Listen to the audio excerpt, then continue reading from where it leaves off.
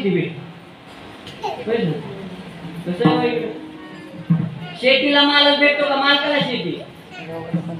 शेतीला मालक आपण म्हणत असतो. पाहुणे रावळे आले ना, पाहुणे रावळे आले की आपण दाखवत असतो ह्या बांधाची त्या बांधापर्यंत कुणाची? आपली. पण ते शेती बोलत असते, बाबा आजा गेला पंजा गेला, तुझे सगळे वाट लावले, हळूहळू तुला सुद्धा वाट लावणार आहे बाळा. शेत तिथंच राहणार आहे, शेत मालक जाणार आहे. घर तिथंच राहणार आहे, घर मालक जाणार आहे. गाव तिथंच राहणार आहे, गाव वाला तिथला जाणार आहे. अरे सगळं राहणार आहे बाय बापा हो, पण आपण एक दिवशी जाणार आहात.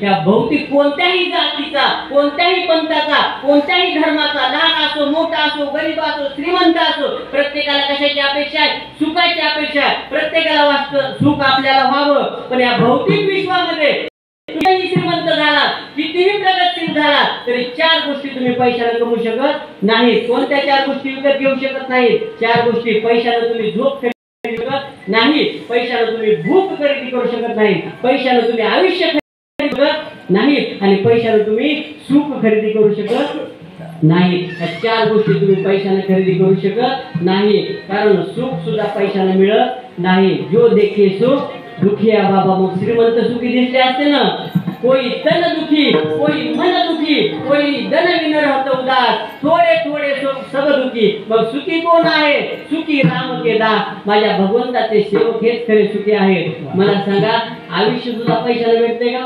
नाही भेटत आहो. तुम्हाला माहिती, पैशाने जर भेटला असेल ना, अशा एक राजा होऊन गेला. माहिती तुम्हाला राजा? वायुदेवता तिथं झाडण्याचं काम करत होते. वायुदेवता झाडण्याचं काम करत होते.